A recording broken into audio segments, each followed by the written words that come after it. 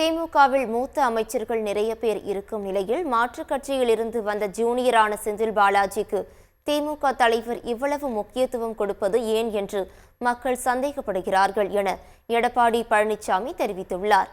மு.க.ஸ்டாலின் எதிர்க்கட்சி தலைவராக இருந்தபோது செந்தில் பாலாஜி ஊழல்வாதி என்று அவரே கூறியுள்ளார் என கூறிய எடப்பாடி பழனிசாமி இது தொடர்பான வீடியோவையும் செய்தியாளர் சந்திப்பின் போது போட்டு காண்பித்தார். செந்தில் பாலாஜி பற்றி பேசினார். அதை இப்போ ஊடகத்தின் வாயிலாக பத்திரிகையின் வாயிலாக இதை தெளிவுபடுத்துகிறேன். போட்டுக்கொள்ள இந்த மாவட்டத்தில் தெரிவித்தார் அமைச்சர் செந்தில் பாலாஜி.